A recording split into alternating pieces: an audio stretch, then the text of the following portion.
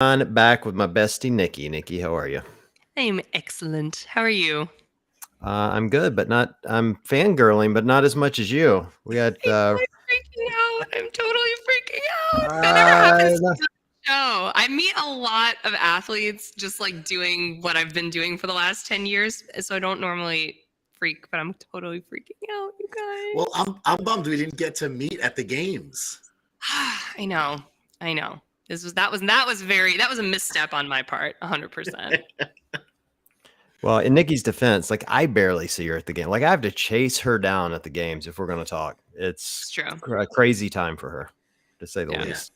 little And I got bit. lucky. I just kind of stumbled into Rob. You were in the O2 tent, hanging out with my buddy Dave Kalina, and I saw you. I'm like, oh, I wanted to say hi to Dave, but I wanted to meet you because I knew you were going to be there. Oh, I appreciate And that. so it was just like super fortunate for me and really fun. And thank you for agreeing to come on. So Totally. excited. Yeah, Yeah. absolutely. Yeah, because then John texted me and he was like, "Oh, I met Rob and he agreed to be on the show." And I just remember being like looking at my phone, being like, I can't. I missed the entire interaction. I missed the whole meet and greet opportunity, but I'm very excited to virtually meet you, though I feel like I know you because I'm a huge fan of you, Rob. I mean, we're both in New England, so we could get together sometime. What? What? I'm from Massachusetts, Yeah, Where are you you guys are close. from? so we live just outside of Springfield, Oh, so Western okay. Mass. But you're in Rhode Island, right? Yeah. So my sister lives in Westerly. I grew up in southeastern Connecticut. Oh my So, God. oh yeah, we're Oh pretty my much God. And family. we are pretty much related at this point. Also, I'm from Newton, so we have Oh, Massachusetts in amazing. common too. Yeah. Yeah. Amazing. Well, you're right nearby, and I have a lot of things in my new house that are heavy, need to be moved. So, like, Yeah. I just envision a lot of Rhode Island trips for you coming up. It's mutually beneficial. Amazing. That sounds great. You're like, I love to be used for my strength. Totally. I mean, I'm used to it at this point in my life. I'm sure. Have you gotten that? Have you gotten that your whole life? You have Like, that for friend the with a most truck, part. and then you have that friend with muscles. Yeah. Yeah, luckily I don't have the truck. I drive Mm. a Honda Civic, so Yeah. Oh my God. That's highly unpredictable. I'm just Right? going to throw that out there. it works great for training though, because I can throw it on a deadlift jack and we can pick it up when I'm getting ready for a contest, or when I was getting ready for the Arnold, or it was the Rogue Invitational when we had the Wheel of Pain. And my coach was like, I don't know how best to train this. He was like, I have an idea. So we went outside, we put the e-brake on my car, and I just started pushing it across the parking lot. So that's how I would train for the Wheel of Pain. Wow, Honda Civic, way to come through. Coming in the clutch. Truly. Oh man. Well, I'm so excited to have you on, Rob. I mean, I know I'm a huge fan of you, and I've been following you for a long time, and I'm familiar with you and your story. But I think that for some of our listeners, you might be. I don't know. We have this like CrossFit centric listener community. So you're Totally. now fringe CrossFit, right? Because I am. CrossFit is sort of like falling into the strongman stuff. And now that you work with HWPO, there's like a lot going on. But before we get into like all the latest, greatest things that you are working on right now, I would love for you to just tell your story a little bit of your background, a little bit how we got to know you and love you for who you are on the interwebs these days. Because I feel like people may not be super familiar with where you've come from. Yeah, so I've been on the scene for a while, right? So I've been competing in strongman now for 13 years. I did my first strongman competition when I was 17 years old. I was a senior in high school. What? And actually, like, if anybody has kind of followed HWPO and seen my come up with the company, I found strongman through CrossFit. So I actually joined my first CrossFit gym in 2009. And that was really my first experience with proper weight training and stuff like that. And the owners quickly realized that I was not that good at CrossFit. But I think it was my second or third time in the gym. The CrossFit total was the workout of the day. And at 17 years old, I deadlifted 506 pounds. And they were like, okay, I think there's something with this kid. And they signed me up for my first strongman competition. And to be honest, I was a terrible athlete when I first started the sport. I was, a mediocre, traditional athlete. And I played football. I was a baseball player for some time, and then also was a cheerleader as well. And was decent enough to play, but never really excelled that much. And strongman was when I really found my thing, even though I wasn't good at it when I started. And fast forward a couple of years, I found myself at Springfield College in Massachusetts. I was studying sports medicine and athletic training and continuing my strongman career and kind of passion. Senior year of college, ended up winning the amateur national championship and turning pro by some crazy turn of events. And my word. It really just kind of snowballed into a full-time career that it is now, and all along the while of kind of getting a bachelor and a master's degree and getting good at strongman and competing all over the place was kind of on this journey of my own. So I'm most well known as my Instagram handle, World's Strongest Gay. And in 2014, I came out, and I am still the first and only openly gay professional strongman. And ever since that moment, it really has put such an amazing turn on my life, because now not only am I, competing in this unbelievably hyper masculine sport, but I also have this amazing platform to just showcase the relationship I have with my husband and, the amazing things that people can do regardless of the limitations I think people automatically put on people when people think about sexuality or sexual orientation or gender identity, stuff like that. I think they automatically put people into a box. And, for so long, especially myself growing up, gay men were always depicted, pretty much one way in media, right? And that's flamboyant, feminine, outgoing. And that's really all I saw growing up, and a majority of people see growing up. So now that I, am an out and proud gay man competing in this hyper masculine sport and, doing pretty well at it, it's really nice to have that platform to show everybody that sexual orientation has no limits on the things you can achieve. It's bananas that we even still have to have that conversation. It's crazy. It's crazy. What is this I'm yeah, that's right. But I'm also I don't care who is in your bed at night. Are you picking stuff up and putting it down?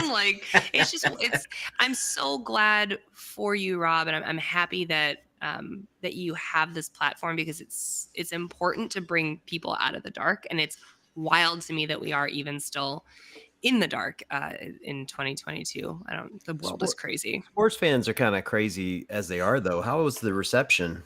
To be honest, in strongman, it was pretty great. I'm really fortunate that when I did come out, I had already turned pro. I'd actually taken second place at America's Strongest Man. So I was pretty well known in the sport at that point. And the great thing with strongman is it's a lot like CrossFit, because it takes so much of your time, effort, pain, hard work, everything to get to an elite level, that once you're at that level, everybody kind of has this mutual respect because you understand what it took to get there. Cool. And, I say this a lot, and, strongman and CrossFit, there's a lot of parallels between the two. They're two of the only sports where you're competing against somebody and cheering for them at the same time. And it's so cool to be a part of that community. And that's really what it was when I came out. It was, all the top guys in the sport came and had my back and congratulated me and were so supportive. And what I learned quickly, it was the people that didn't understand the culture of strongman that were making nasty comments or having derogatory things to say. But the great thing was I never had to go to bat for myself, because all of my friends and the other people in the sport were doing that for me. So it was a really beautiful moment for me to see that in action. I will say, but as I've gotten more popular and gotten better at the sport, and social media is a beautiful and terrible thing at the same time. Yeah. It's, do I get hate messages and comments on a daily basis? Yeah.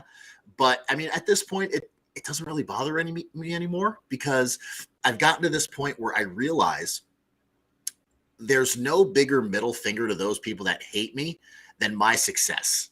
Truth. Right? Yeah. So I use those comments, those messages as fuel when I step into the gym. I'm like, you know what? Yeah. You can say whatever you want to me online. One, you're not going to say it to my face. And two, I'm still stronger than you at the end of the day, both physically and emotionally. Yep. Absolutely. Yeah, they're definitely not saying it to your face. I stood next to you at the games, and I'm like, holy shit, this dude is big, yo. I think the best moment I had at the games was I met Chandler Smith for the first time in person, and he gave me this hug, and he took this step back. He was like, "Man, you're thick. Like people don't feel like." He's like, people don't feel like that. Like that's crazy. I was like, all right, that's a cool. That's that was, Did I hug a pylon? What is going on? so it was a pretty funny moment for me. You're like, yes, I am, small Yeah. man. As a matter of fact. But that's the funny thing is, you know, I'm the smallest, the shortest and lightest competitor in strongman at this level. Right. So it's like people see me like at the games and they think I'm huge. I'm like, oh, no. I'm like the annoying little brother that shows up at competitions that just wants to hang out. Whereas like the guys I compete against are just behemoths. Yeah, but in the CrossFit world, you're like the size of 4 Matt Frasers. I mean, that's just the truth. Like, It is. Yeah. you know, you're exceptionally big. My first experience with Strongman, it was really funny to me. It was Rogue Invitational a year ago, and I'd never watched Strongman live ever. And first of all, just impressive as hell. Like as a below average human in lifting capabilities, watching people lift logs and yokes and move sandbags, I'm just like, holy shit, these guys are strong. But the most amazing part to me, I was walking around the concourse, and I'm used to being around games athletes. And when they're done competing, they're getting out chicken and rice, and they're all meticulous in what they're putting in their bodies. I've literally watched these 3 strongmen at the snack bar getting hot dogs and nachos and like loading up. I'm like, holy shit, they still got to compete. And they're just pounding food. I'm like, this is so living impressive. my best life. I'm like, this is my sport. I need to get all in on this. The funny thing is, a lot of us have the same nutrition coach, and he was at the Rogue Invitational, and you know, again, like even before I started working with HWPO, I am a CrossFit nerd through and through, right? Like I followed the sport since 09 and I absolutely love it. So in between our events, I didn't want to go back to the hotel. I wanted to watch, right? So my nutrition coach would be like, all right, you know, go over here, get a bacon cheeseburger, some French fries, and, you know, a couple slices of pizza. I'm like, load me up. I'm good. Yes, please. Can I also get in with this nutrition coach, please? Because that sounds like my diet on the I actually think based on that, I am a nutrition coach. For sure. Wow. That is super impressive. Well, and you just mentioned it, but you're the newest member of Hard Work Pays Off. Congratulations, dude. Yeah, That's dude, really, that's you. great. really amazing and a huge win for them, let's be honest. Yeah, Like, truly. that's really, really great. So you're going to be leading the strength portion of their program. Is that what you're doing there? Yeah, so I have my own program on their platform called HWPO Strong, which is a lot of people think just because I'm a strongman, this is a strongman program, and it's actually not. Strong is a program designed for any of those athletes that want to maybe they want a strength focused program, but not lose their fitness that they currently have, right? So I think a lot of the times, like the amazing thing about CrossFit is we try to test our abilities across multiple different you know, fitness tests, right? Whether it's endurance, it's speed, it's strength, gymnastics, all these different things. It's really hard to get good at all of those things at the same time.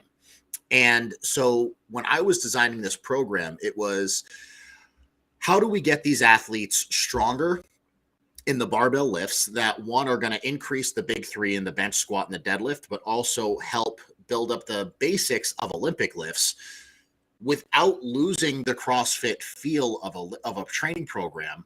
So these athletes aren't going stir crazy. So, you know, the way the program is designed, it's a 4-day training program with Metcons every single day. So you're getting that little bit of CrossFit fix. And then there's 2 optional longer conditioning days if the athletes choose so. So it's a lot of fun for me to design because it really brings both of my passions together. You know, even as a professional strongman, I still go to a CrossFit gym. I still do 3 to 4 workouts a week at the box. And it's just really great for me to kind of bring both of those worlds together. And honestly, it's been amazing. I mean, you know, it's I'm still trying to wrap my head around the fact that I was the one they chose to lead this charge. Right? It's to me, it's like I'm Rob Kearney, right? Like, yeah, I have a master's degree in sports medicine and I'm a pretty good strongman, but to be sought out by Matt and Sammy and O'Keefe to head up the strength, to head up the strength program for the company and also work with our games athletes on their strength training has been absolutely surreal. I bet as a CrossFit fan for so long, I mean, you know the history and you know the legacy. When Matt Fraser called you, I bet you were just like, what? So it's actually funny. So Sammy and I actually went to neighboring colleges. So I've actually known her since like 2011. Oh my God, of course. And at the Arnold Strongman Classic in 2020, I had just finished an event and I come off the floor and I hear this voice behind me, Rob? And I turn around and it's Sammy standing there. So obviously, like, we knew each other from college. I knew she was with Matt. So I'm like, okay, it's cool. Like 2 degrees of separation to Matt Fraser, whatever. And then we just start talking and then Matt walks up and we just kind of had this organic conversation. And fast forward a year and a half to late 2021, Matt texts me because he had just really started coaching Mal full time, and there were some strength deficits that he needed, he wanted to work through, and he felt like I was the best person to help him with that, and that's really how the relationship started. And then the Arnold Strongman Classic 2022, they invite me over for dinner one night and just kind of throw this on me that they wanted me to be their new strength coach. You were like, oh yeah, let me just check my calendar. Oh, I'm free. No worries. I'm in. Totally in. It was such a surreal moment because like I've been around a lot of really cool people, and in those intimate moments, like when people are seeking something out from you, I didn't want to seem overeager. I didn't want to seem, kind of giddy, even though I was. But I was like trying to play it cool and like be like, oh yeah, like I'll think about it, get back to you. And Joey, my husband's there. He's like, no, he's gonna do this. The answer is yes. Thank you, Joey, the voice of reason. Thank God. Like, yeah, he shot me. He shot my cool level down real quick and was like, no, he's doing this. We're not leaving here with this. I don't know. Maybe he'll think about it type thing. Like he's doing this. Were you like, okay, I was just trying to play it cool, you guys. I'm totally in. Yeah, 100%. I was like, yeah, what he said. I'm good. Yeah, don't play hard to get with Fraser, dude. No. No. Truly don't play hard to get with Sammy because she's leading the show here. Let's be real. Oh, absolutely. I put it up on my story. Like, it was something about, like I said, oh, you've done well when the boss gives you a high five, and it was me high fiving Sammy. And then I put on the bottom of the story post. I was like, sorry, O'Keefe, we all know who the real boss is. Yeah. Right. Of course, as it should be. 100%. That team is incredibly collaborative, though. I mean, between, I love that you mentioned Sammy as part of that because she is a really integral part of that team, and all of them work so well together. What's it like moving into a team that's been working together for so long, and now you're the new guy coming in? I think, honestly, it hasn't been too difficult because one thing that they do really well is kind of vet the people that come into the company, because obviously what we're doing is really, really special. But we are a company centered around culture first. And it, like I said, for me to be the person that they sought out, like I'm unbelievably honored to be in this role and working with these people on a daily basis. But it's just really cool to see how they work and see the collaboration, the ease of communication, I guess, is the best way to put it, where, one person brings up one thing and it's, we have this amazing group of people between Matt, between O'Keefe, between Sammy, we have Eric, our videographer and design director, Jake Marconi, this amazing athlete and coach. And, we just hired Harry Pally now as well as our COO. You poached him from New England? Yeah. So like, we just have this amazing group of people that are the best at what they do. And, to now be a part of that, it makes work easy, and I think they're really good at delegating tasks to people that they know will do it well, without putting too much strain on them at the same time, which is really cool. I love hearing that. I feel like I feel like we're a rare breed. So I also own my own business. And every time we bring someone in, like, especially like an intern or someone who's a little bit of a revolving type of an employee, they always leave being like, this is the only place I've ever been treated well. This is the only place I've ever, felt really supportive, or you guys put each other first, or you put work like second behind company culture or whatever's important. And that really makes me sad because I feel like all of us who are now in these positions where we can make this kind of culture, and yourself included, John, even though your world is a little bit more corporate, I know you do this for your employees as well. We like just ate shit at jobs for so long, right? And that's why we don't want it to be that way now when we're in positions to make it better. But like, it's just a bummer that we're so very much the minority of companies and places to work and stuff. And the last intern I have just about to leave my company, she's like, never like worked anywhere like this before, and I really hope I can find it again. And I'm like, you won't. I'm so sorry. Yeah. And with me, like, I come from a world, literally up until I was offered this job, I was still working full time and being a professional athlete. So I worked as an athletic trainer at a high school. And so like covering sports Wait, games. what? Oh yeah. Yeah. And your students were just like, oh, like, this is chill. Like, Rob Kearney just works here at NBD. Can you work on my ankle, Rob? And then Pretty much. Go be like famous lifter, amazing man. Okay, sweet, thanks. Yeah, that's pretty much what my day-to-day was. Oh my God, I'm dead. So it's not to say that wasn't a great job. It was, and it gave me a lot of great,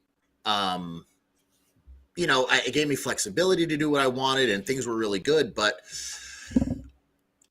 now being able to do this, like when I first got onto this job, the first thing O'Keefe and Frazier and Matt said to me were like, hey, we still want you to compete. So make sure that like your training is still a priority while you're working for us.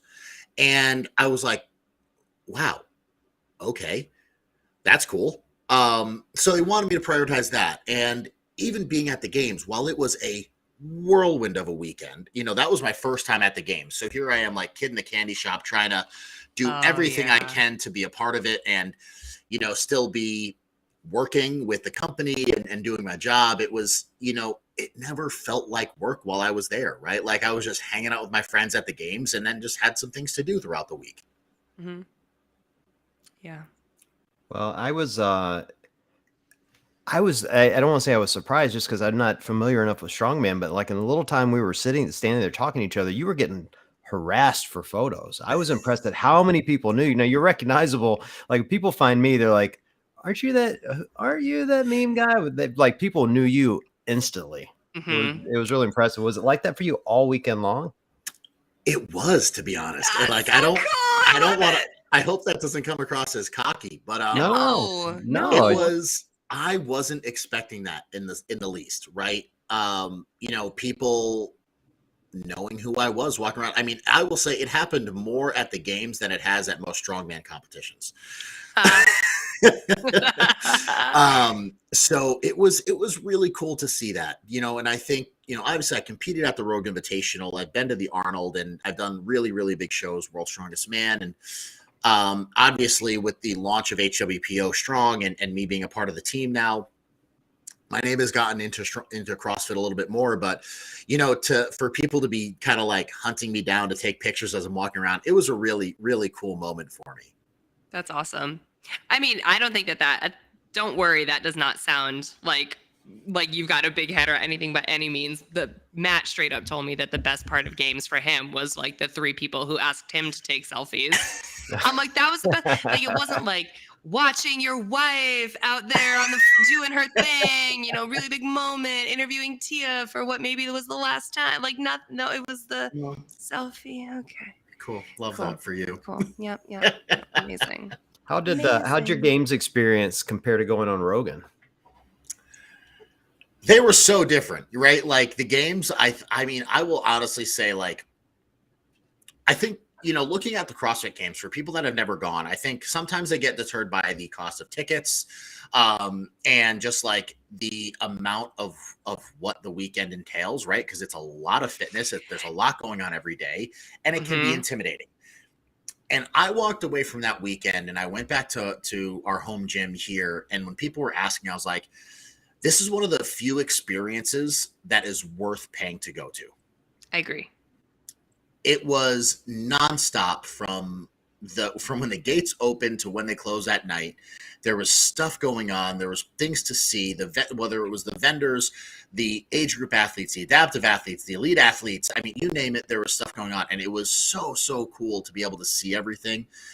Obviously Rogan was awesome because I've been able to go on the podcast twice, which is great. And funny thing about that, the first time I went on, I literally just DM'd him and asked if I could come on. Right. And he was like, yeah, sure. Why not? How about tomorrow? Yeah. So he started following me before I was following him. Oh, which is okay. Cool. So he started following me after, all right, there's no non-conceited way to say this. So he started following me after Arnold Schwarzenegger posted about my husband and I getting married. Okay, bury the lead. That was 10 times cooler than any podcast you could ever go on hosted by anyone. Just saying. Yeah, so Arnold, we went down to Australia in 2019. I competed at the Arnold Australia, actually won the competition, and Joey and I had planned our elopement for that weekend as well. So I win the competition Saturday night, and standing in front of a few thousand people, Arnold asked me what we had planned for the rest of the weekend. And I was like, at this point, we literally had only told our families. We hadn't told anybody. So I was like, oh, well, we're actually getting married tomorrow. So the crowd went nuts, which was great. Take pictures. And the next morning, I get a text from Arnold's assistant asking where and when the wedding was because Arnold wanted to be there. Oh, my God. Yeah. Unfortunately, he couldn't make it because he had other stuff going on. But after the wedding, I get a FaceTime, and it's from Arnold asking what we had planned for the evening. What is happening in the world? It's so stupid. Even talking about it, I'm like, what? How the hell is this real life?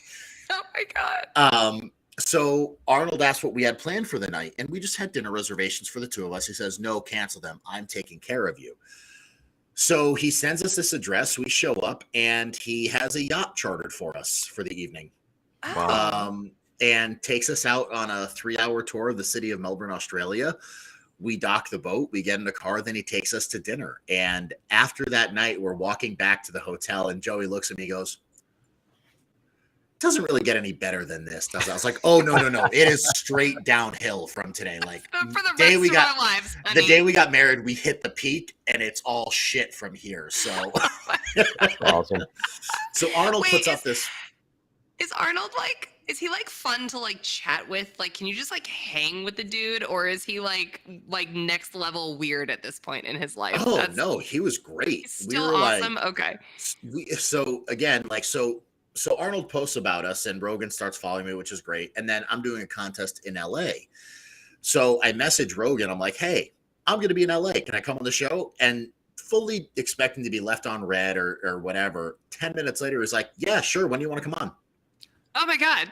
I was like, well, that was way easier than I expected it to be. Honey, we're peaking again. Yes. No booking agent, nothing like that. Just literally just DM'd him. And then back to Arnold. So later that night, we're at his house, smoking cigars by the pool, just hanging out, chilling. And it's January in LA, so it's kind of chilly. And I see something in the pool next to me, and it's his donkey.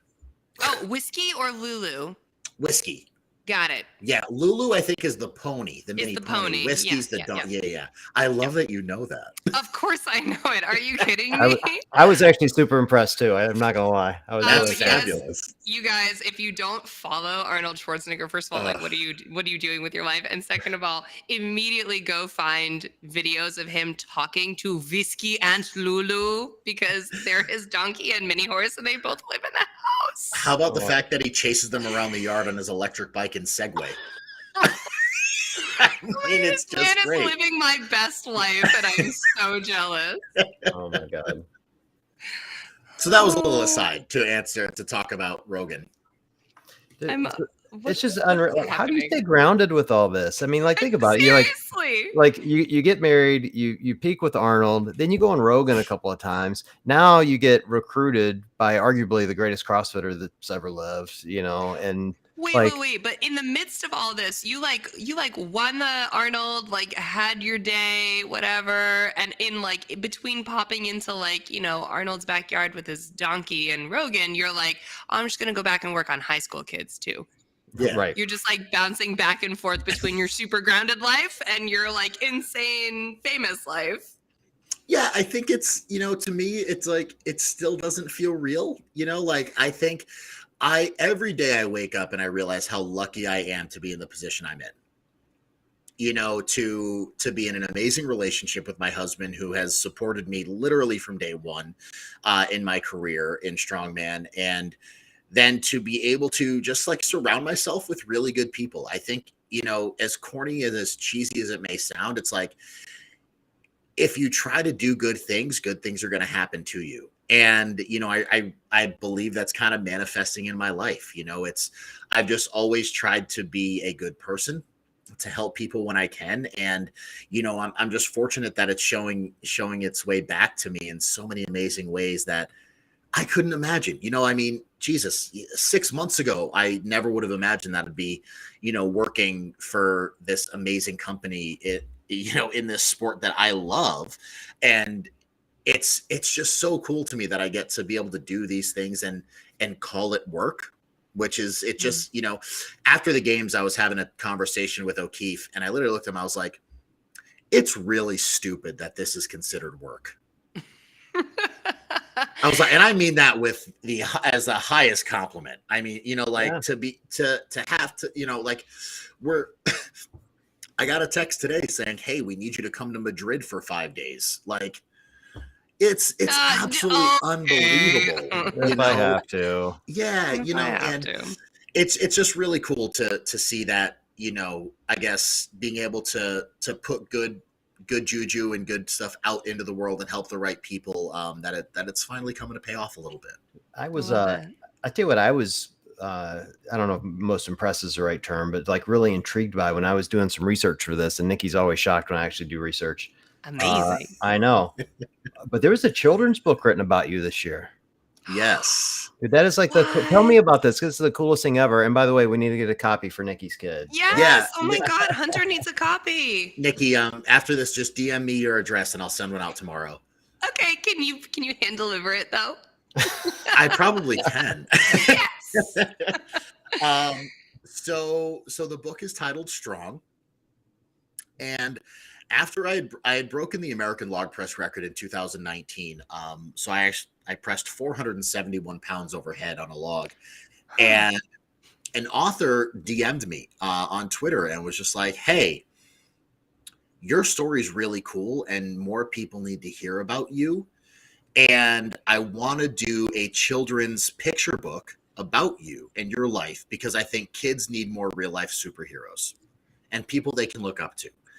And so 2019, we kind of started this journey of, here's this published author who him and I had no relationship to each other prior to this, and started with just interviews, just learning about my life and really what did we want the story arc to be? Did we want it to be a coming out story? Did we want it to be overcoming something? And we landed on this amazing story to essentially use color as a metaphor, I guess the best way to put it in adult terms. And one thing that we noticed as a constant in my career is that I never follow the stereotype of what a strong man looks like. Whether it's my rainbow mohawk or the colored leggings that I wear when I compete, I always try to bring my own flair and my unique self to the competition floor. And what we did with the story is we used that as the metaphor for strength. And when you're able to be yourself, that's when true strength can be realized, whether that's internal or physical strength. And, along with this story, it's about, me finding love and how that love gave me the strength to finally be myself in a sport that sometimes seems unwelcoming to outsiders. Mm-hmm. So it was so cool to kind of go through this journey. It took 3 years from concept to publishing. But it's been absolutely amazing. It came out just before World's Strongest Man. So it released on May 10th of this year.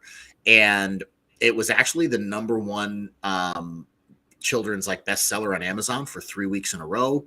And, you know, it's just, we got hooked up with this amazing illustrator, Nadine Chinani, who she does work for Disney and is this amazing, she was able to capture the essence of Strongman and have this amazing emotion behind the pictures. It was so cool. And I've done a lot of really cool things in my life, you know, whether it's being on TV and doing stuff, but there's something really special about having a children's book because they're timeless. You know, I mean, even still now at 30 years old, you know, I still think about the books I read when I was a kid. Mm-hmm. And to be able to have something like that out in this world that is just this amazingly positive story about acceptance and overcoming fears and, you know, just being yourself, it's really cool to be the person behind that message. That's insane. I'm so excited that that is like available to kids because like you said, like you're truly shaped by a lot of those early experiences with stories and with metaphor and with the visuals and it is going to mean a lot to a lot of kids having that for the rest of their lives. That's really important, Rob. Yeah, you know, I think the best way I put it is, you know, talking about a little bit what we talked about earlier. You know, it's like seeing gay men depicted as one certain way in media. Growing up, I never thought I was possible, Hmm. right? Like I'd never seen a gay professional strongman or really athlete in any real, you know, traditional sport. You know, there's, you know, Tom Daley in the Olympics. There's Greg Louganis. There's athletes that are openly gay. But to see somebody in like a traditional masculine sport, it didn't exist. You know, so to be that person now and to kind of be that visual for people to show that, you know, gay doesn't have to look a certain way. It's really cool to kind of be that image for people. Yeah. That's so important. Well, it is interesting how these, you know, traditional, you know, masculine sports like NFL, Major League Baseball, you know, you've had very few people come out. And so to your Mm. point, I think somebody's got to be first and be brave enough to do that. And kudos to you, man, because, you know, I think of these kids that are going to see this and I love the narrative of they need to see a superhero. You know, Mhm. like that's what kids rally around and they go, I can go do that. And, you know, I'm sure there are going to be people like, oh, you know, you're promoting homosexuality to kids. No, like kids are going to look at it and go, I can be a strong man.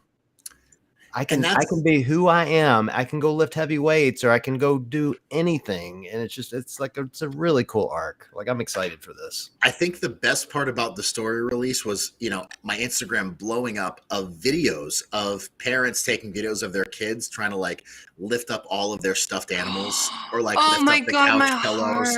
heart. Like Oh. that was the coolest thing, you know, to see like because they want to be like the rainbow mohawk guy, right? Yeah. Like that's what I'm known. Like when kids see me, like so my nieces and nephews, they call me Rainbow Rob because I typically have the rainbow hair. And like that's what kids want to see. And like, you know, to get these videos from parents that are like, oh, my 4-year-old is like in his room, like lifting up his basket of, you know, stuffed animals and, you know, or throwing his pillows up in the air, like stuff like that. It's just, it's so cool to see that and like see that immediate impact that a story can have on kids. Mhm. You know, Yeah. it's funny. I have two kids. They're 18 and 20 now. When they were little, my youngest, both girls, the youngest was really into trains and dinosaurs. She was like the biggest tomboy that ever lived, you know, and I encouraged it. Like you know, she wanted to have trains and dinosaurs, more the merrier. Bought her big train Yeah. table, all the dinosaurs she's wanted. My oldest was the girliest of girls. Barbie this, Barbie that, dress up, whatever. Now, polar opposite. Yeah. I was The gonna young, say, what? yeah, the young, and so my point to that is like I think kids will see this and realize they can do anything they want. They may not Yeah. end up being strong men, you know, but it will give them the opportunity to go, you know what, I can go try things, Mhm. which And I is think that really cool. what's really cool is what we did in the story is we showed my entire life's journey from, you know, from being a strong little kid to, you know, playing football and being a cheerleader, right? And then going into working out and then finding my husband in the gym, you know. So it's this amazing story of obviously not only, you know, my life, but also the relatability that like you can do all these different things and still be something amazing. I love that. I want to hear a little bit more about your husband. Last time I saw you, said he was going out for boys' weekend while you were at the games. How'd that go for him? It was great. He had a great time. So it was him and a bunch of his girlfriends. They went to the beach for the weekend, and he had a blast, and it was great, and it was really good to get back and see each other because he's on vacation and I'm working at the game, so our communication was minimal. So we were right, like my communication with my husband was minimal, and we were sharing a room. So so to get back, it was he played college soccer, ran track in college as well. And, he competes as an amateur strongman, does CrossFit as well. And I told him, like, the last night I was there, I was like, he was kind of on the fence about going to the games only because, like, he knew I was going to be working all weekend, right? So, like, what was his role going to be? Like, he didn't really know anybody that was going to be there. But I was like, 100%, you need to come next year because it's just such an amazing experience. But Joey is... he's amazing. And, like I said, I give so much credit to him and the things he's given me, in my life to, one, he's the first boyfriend I ever had. And no way! Yeah. And after dating for, we officially started dating September 6th of 2014. October 20th of 2014 is when I came out publicly. And so we'd only been dating for about 6 weeks, but there was just something about him that it felt so comfortable for me to be okay coming out to the world with him as my partner. I did it in the most millennial way possible on a Man Crush Monday post. Yeah. And we're so old. It's for the record. Stupid. We're like that shit doesn't exist. Like anyone under 25 is like cringing so hard, and I'm like, more like, Man Crush what the Mondays. hell is MCM mean? How many times I posted Man Crush Mondays about my dogs? I'm just saying, I am that millennial. Absolutely. Yeah. So I was actually driving home from work that day, and I parked in our driveway, and I like put up the post, and I was going to see him after work, and I just walk into the house and I give him my phone. I was like, what do you think?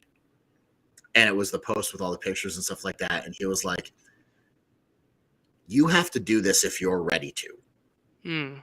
That was his response. And he was like, if you want to, I'm here for you. If you want to wait, that's fine. But we're 22 at this point. He had been out since he was 17. And I really didn't feel like it was fair for him to have to hide again and to be in the closet again. 5 years after coming out. So I put up the post, and overnight it put our relationship under a microscope because the next thing you know, like Perez Hilton tweeted about us, and TMZ's asking for an interview, and Huffington Post, and all these things. But it was so good, to have that person to kind of lean on. And he's been that person for me my entire strongman career. He's been the one that's pushed me to, go to these international competitions. And he's the one, even now is, I'm getting ready for the Rogue Invitational. And he's like, hey, I know we have a really busy day, but you have to make sure you take this time for your training and don't focus on anything else. Like, get to the gym, get your training done, then we can work on this after. And to have that kind of person in your corner is really special. And I'm so, so lucky. When all that happens and you start getting, tweets and messages from Perez Hilton and whoever, like, do you feel an obligation to respond to that and like to make it a thing, like for others, or does it feel invasive? Like, how does that feel on the spot? A little bit of both.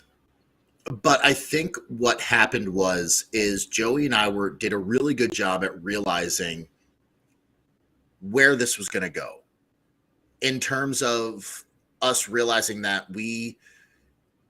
I'm the first openly gay athlete in this sport, and this could mean something to a lot of people. And I think we were able to have that realization pretty quickly. And that was so October that happened. And in March of that year, I competed at the Arnold actually as an amateur in the heavyweight division. And I broke a record at the competition. And the lifting video went kind of viral. And in the car ride home, again, we're in grad school at this point. So we were driving from Massachusetts to Columbus because we couldn't afford the plane ticket. Ever grounded, Rob, ever grounded. and in my Civic, by the way. And Love it. he kind of had this moment where he was like, we need like something to hang on to with this moment. And he came up with the hashtag breaking the stereotype. And, it was kind of that moment of like, we're breaking the stereotype of what it means to be gay, what a gay man is in this box that people automatically put you through. And even though it was stressful for a relationship early on, because geez, when I came out and made that statement, we'd been dating for 6 weeks, and here we are getting these interview requests, and it put a lot of pressure on us as a couple.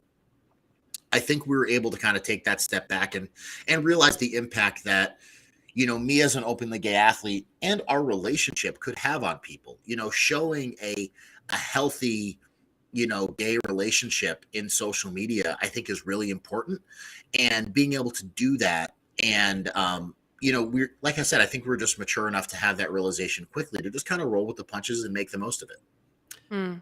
I was in Cincinnati over the weekend. My daughter enrolled in University of Cincinnati, and so we're taking her down to move in. And her mom was staying with her brother and his partner, and they've been a couple married now for as long as I can remember, 20 years. And at some point they started bickering, as old married couples do. And I'm like, see, gay couples are just as unhappy as straight couples. This is great. I love this so true. It's so true. But it was funny to me because I'm watching it in front of my girls. I'm like, this is what they need to see, though. This is it's just normal life. It isn't. Yeah. It's love. Yeah, it's love. love. It's like this way people are. Right? I think the more it's normalized, where people see that this is just is what it is. No, which is why, like I said before, like it's just so weird that to me that we even need to have this conversation anymore. Like that it's a big deal that you're the only openly gay athlete in the sport of strongman. Like I feel like sometimes we're insulated, right? Because like we live on the coast and we live in these pretty like open liberal type areas where people are just kind of, I don't know, not assholes, I guess. Well, assholes in very different ways, because like, don't come at me with your hot coffee or look me in the eye when I'm on the tee. Like, just put your head down and leave me the fuck alone. I think you got to recognize different parts of the country, though, like, or come along at different speeds. Like I was having a conversation with these at the games. I was hanging out with these 3 friends of mine. They're all lesbians. It's important to the story that you know that. And we're hanging out and we're talking about like this sort of thing. And I'm like, when I was 18, I went to an Indigo Girls concert. Loved them. They were one of my favorite bands of all time. But I was 18 years old and I grew up in rural Mississippi, like North Mississippi. I had no idea the Indigo Girls were lesbians. And so I show up at this concert and I'm literally like the only dude in this place. And I'm like, keep in mind, 18-year-old Southerner looking around like, this is weird. Like, this is odd. Why am I the only guy here? And then the 2 girls in front of me start making out. And I'm like, okay. That was my coming of age. Like but my point is like the South was so far behind other parts of the country at that time, or, maybe just my part of the country, that you weren't exposed to any of that and didn't realize, this is just normal. It's just, people loving each other, Listen, to this day, I am the only Jew that some people in my husband's family have ever met. Like, damn. Like people, right? And there's like a whole lot of us these days. Like you're a pretty popular people. Coming back. That's all I'm saying. Okay. Everything's coming back. Like 90s fashion, Hebes. Like we're all just coming back. But one and the same, really. You are totally, truly, at the end of the day. But you're truly right in that, like, just you forget like other parts of the. So that's what I'm saying is I feel like I'm pretty insulated where I live and where I grew up in Boston and all that stuff. That it's just bananas to me that we even still need to be like, oh yeah, that's a thing. Like you should totally set that example, because I guess there's some people who don't think that way, and why? It's crazy. This has been a banner year for. Don't even get me started. Yeah. Yeah. I lost a lot of followers this year by just trying to promote basic human rights. But what's really funny is I honestly don't hide who I am, right? Like my Instagram title and handle is literally World's Strongest Gay. And I always think it's hilarious that whenever I post a picture of Joey and I lose followers. Okay. Oh wait, I'm like, what do you expect? Nikki does too, though. Yeah. I do too. I have a theory. I don't think it's because people are pissed that you're gay. I think it's because people are like love you, like idolize this idea of like Rob, he's so strong, he's so hot, and I'm gonna like follow him, and he's like smoking and whatever. And then you post a picture of you in love, and they're like, oh, that kind of like ruins my fantasy. The only thing I'm getting from guy. The only thing I'm getting from this podcast is Nikki called me hot, so that's what I'm gonna go tell my husband. So fact. I lose followers You whenever can tell him I think that it's not a secret. Whenever I post a photo of me and my cat, that's when I lose followers. That's my sad story. Oh, you gain followers when you post pictures of Bean. there we go. John is a cat. I'll follow him. Oh, Bean's got his own little fan club. It's Love ridiculous. He's such But an I have the asshole. same thing happens to me whenever I post a picture of me and Matt. I like lose followers, and I'm like, well, okay, but like it's not. I'm not Danny. You know what I mean? Yeah. Like, and Well, but Danny doesn't post her boyfriend, and no, but I'm saying like I think that there are people who follow her because they're, and everybody knows she has a boyfriend. There's people who follow her because they're like, she's like so hot, and I have this fantasy of like me being with her someday. And then you post a picture of you and your significant other, and they're like, oh, fantasy crushed. I'm out of here. Unfollow. Peace out. But what I'm saying is like I don't.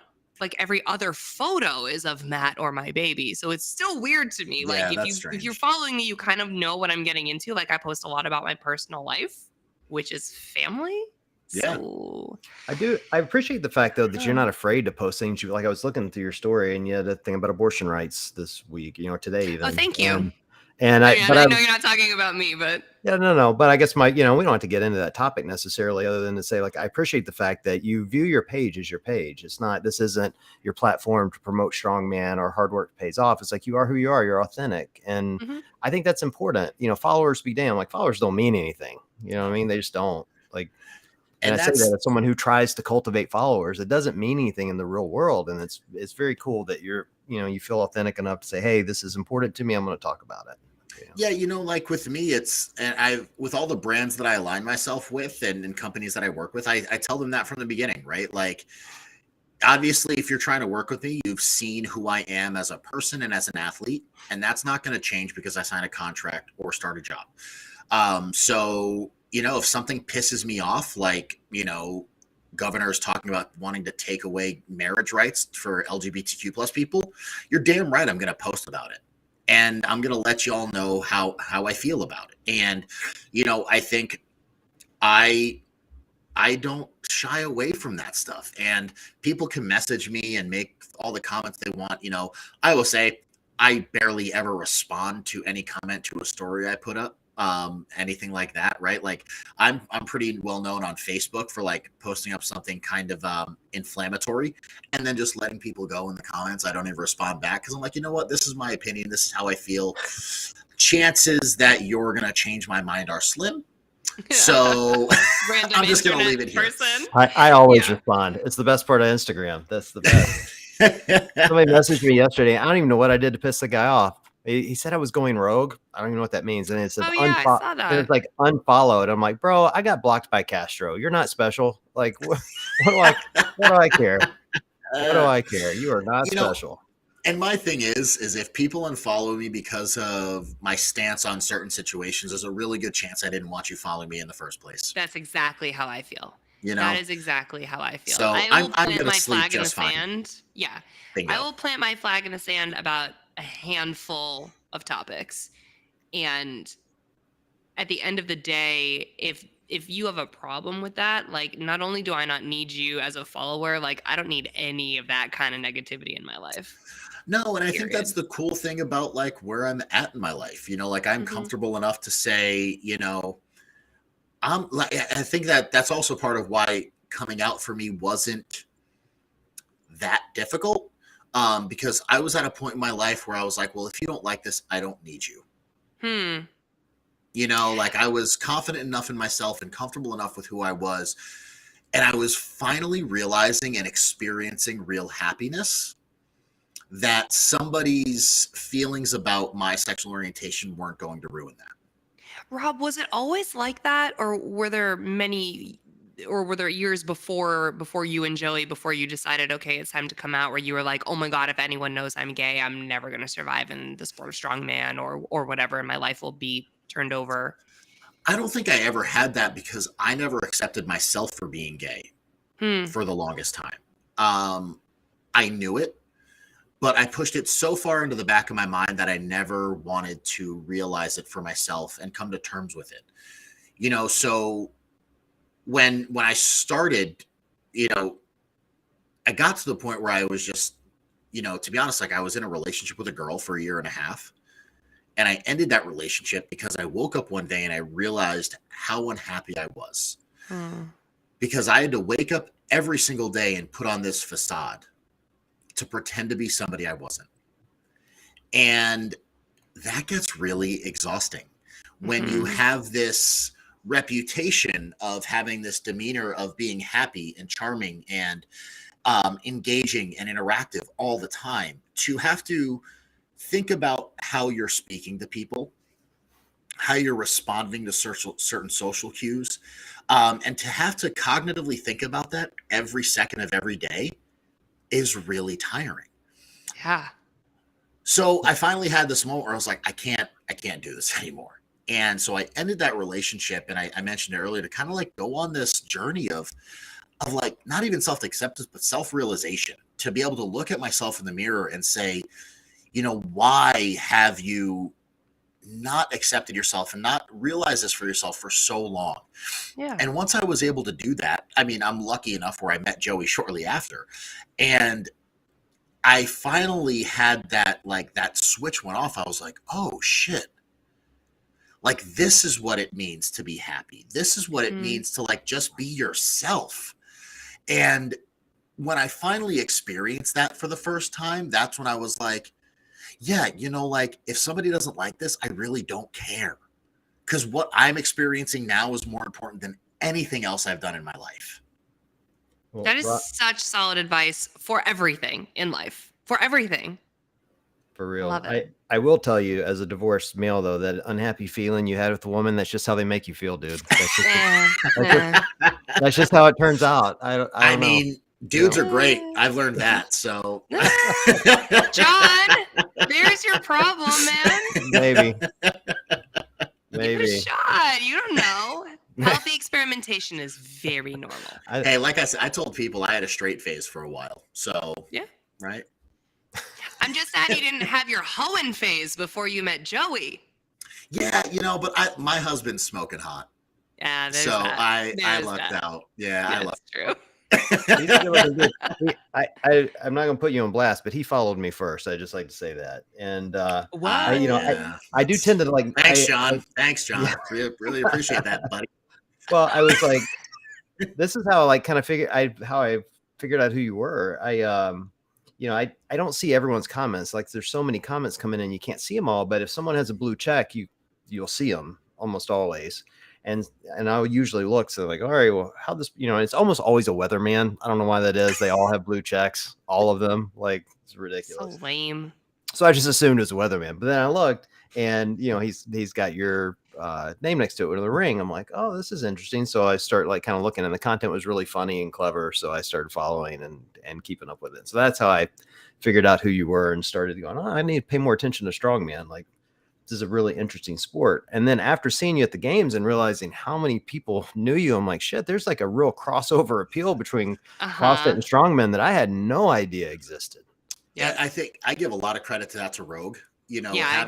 Having the Rogue Invitational last year with having both sports at the same venue at the same time, I think CrossFit fans were able to see what we do in strongman, because I think a lot of times you'll see it online, but it's not that relatable, right? Like, you see like somebody deadlifting like 800 pounds. It's like, okay, cool. That's a lot of weight. And then you just kind of keep scrolling. But then you see us like pushing the wheel of pain or pressing 300-pound dumbbells over our head with one arm and doing all this stuff. And people see that, they're like, oh, like, this is really cool. Like, and I think it's similar, but just a little bit different from CrossFit. So it kind of scratches that itch in a different way as a CrossFit fan. And I think having the Rogue Invitational is probably the best thing for strongman that we could have had as a sport.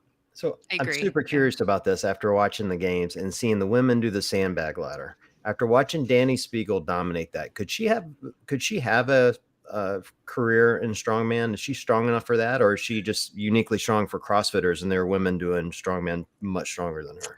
There are strong women strongmen much stronger than her, but that sandbag event was unbelievably impressive. Like, a 250 bag for a female that's a big sandbag. But, I will say, like, in strongman strength, like, Danny's not quite up there, but but, I've had this conversation a lot with people in the strongman community because they try to trash like what the CrossFit athletes did at the games. And I tell them, it's like, guys, you have to realize, like, as strongman athletes, we train these events, day in and day out to get better at them. They had like 3 hours notice. Right. And we're still putting up insanely heavy weights. But I will say, like, the top level of strong female strong like competitors are just outrageously strong. There's this one woman out of Chicago, Inez, who she's overhead pressing over 315 right now. We have Victoria Long, who's arguably the strongest woman in America. She's deadlifted over 600 pounds. Just insane strength from some of these competitors. It's just unbelievable. That's crazy. Well, when I was watching the event, I'm like, man, maybe Danny's in the wrong sport. But now I know she isn't. Like, but it was like really interesting to watch her because her, I mean, I don't know shit about the form, but she looked great doing it. Like it looked light. She did everything right. I was like, I give her a lot of credit. And, it's funny. I did a little interview with the Morning Chalk Up, and they asked, like, who would be like the female athlete you would want to take as a strongman athlete, and without a question, it was Danny, right? Like, she was the first one that came to mind. I was like, yeah, that's a no-brainer. I'll take it all day. And watching her do that sandbag event, like I said, like, she did everything right. It's exactly how I coached Mal and Jason to do it in the back before the event happened. And to watch her execute that well was awesome. Dude, Mal did great. I was shocked. I mean, Mal's a tiny little thing, and with all due respect, because she is as fit as they come. But I was like, all right, she's about to get crushed under the sandbag, and she did great. Yeah, I think she hit or just missed the 210 bag. I think she hit 210 and then missed 220. She did an awesome job. I mean, gosh, she weighs like a little under 140 pounds or something like that. Yeah. So to be out there doing that, and the big moment for me was that the really like proud papa moment for me of the weekend was that yoke front squat deadlift workout. To see her, that's a heavy yoke. 455 for the women is no joke, and to do that plus the 2 front squats at 215, the 3 deadlifts at 315, that's a heavy barbell. And then to go back on the medley, for Mal to complete that was probably the coolest moment for me as a coach, because the yoke and the deadlift were 2 movements that I worked specifically with Mal on going into the games, and to see her do that well was a lot of fun. I'm sure you're already thinking about it, but what do you need to fix on her before the next games, or what do you want to improve upon? It's funny. Matt and I literally had this talk today. The first thing is, like, we want her to get a little bigger, right? So we'd love to see her gain some weight going into next game season, and then just building up some of that raw strength. I think the thing we're working against is biology. She's young. She's only 18, right? And strength just takes a long time to develop and get good at. But I think we have a really, really solid base after the last 6 to 8 months of working with her. People don't realize, like, where she was at to where she is now is just unbelievable leaps and bounds in terms of her strength. And I think we're only going to see that increase even more over this off season and going into next game season. But I think that's really going to be the focus. Obviously she loves fitness. She loves those long workouts. She just likes to hurt. I don't get it, but same. Yeah. I'm really excited to work with her this off season on just some of that raw strength, just building up some of those barbell numbers, because the thing I keep telling her is, while strength might not be like sexy to work on, when you get to the games and your deadlift has increased 50 pounds, well, guess what? That 75-pound thruster feels that much lighter. Totally. So trying to reframe strength for her that way has been really great and something she's connecting with. And, she has about another week off before we start jumping into off-season training. So she's living it up, and but she's itching to get back in the gym.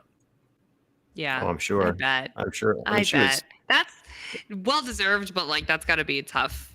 That's all all day in and day out.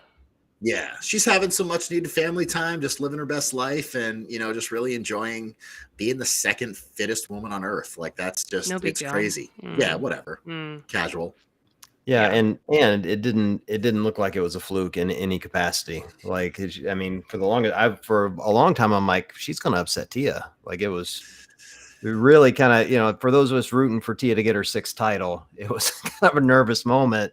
But at the same time, I'm like, man, if anybody's gonna do it, I'd love to see the youngest ever come in and do it. Like, Mm-hmm.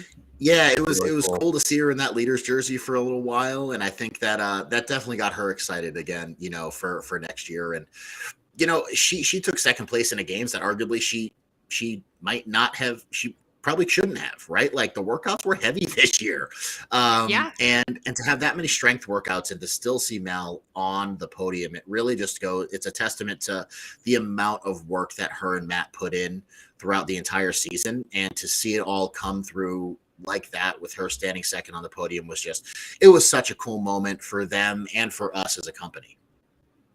You've been in competitive sports for a long time, and we've had not only Matt on here, but some of his coaches even, and the common denominator we've heard about him is how meticulous he is about every little thing. Has that been a hard transition for you? Is something you expected? Are you the same way? Like, how has that been?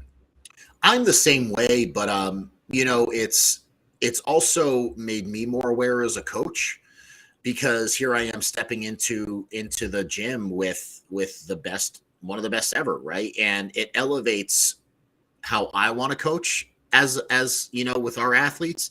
But every single time I've left, the camp, I've come away learning more and more every single time. And the cool thing is, Matt also, he kind of echoes the same to me, that he learns more from me every time we're together as well.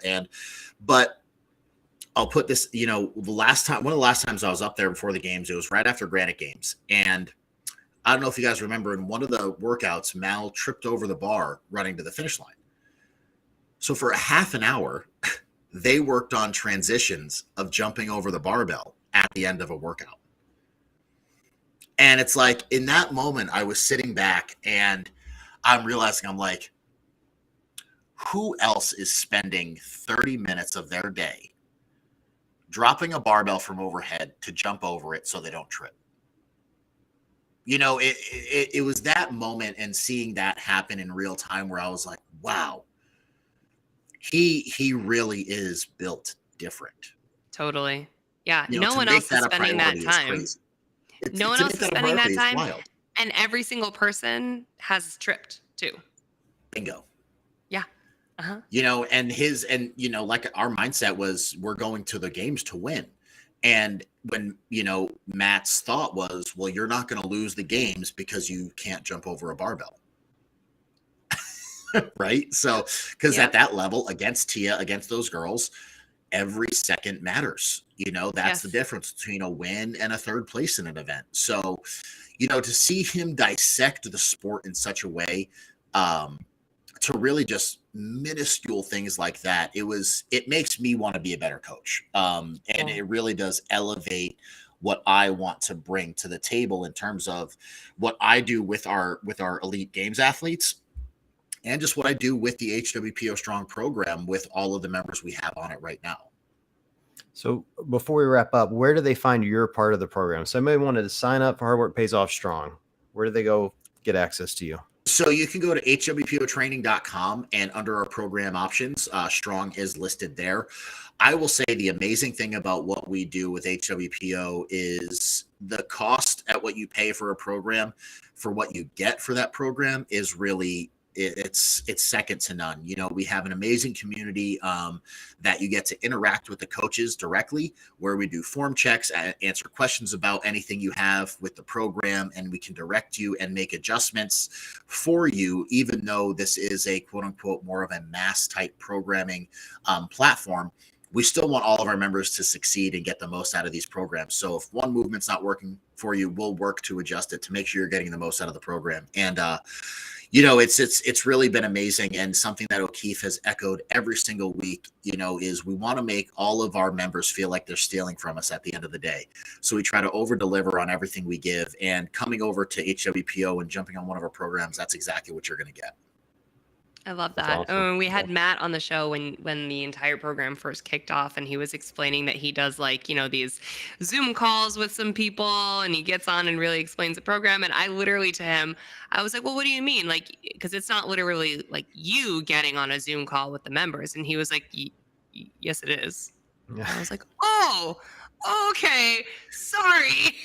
I didn't mean to say. I just didn't think you would. Okay, cool. You're really doing it. Sounds good. Good. So even with Strong, like I get on weekly calls with the members that are in the program to answer questions that they may have, because I also realize like running a strength focused program is very new to a CrossFit based community. So making sure that they're attacking the workouts correctly and performing everything the way it should be and making sure they're getting the most out of the program is really important to me.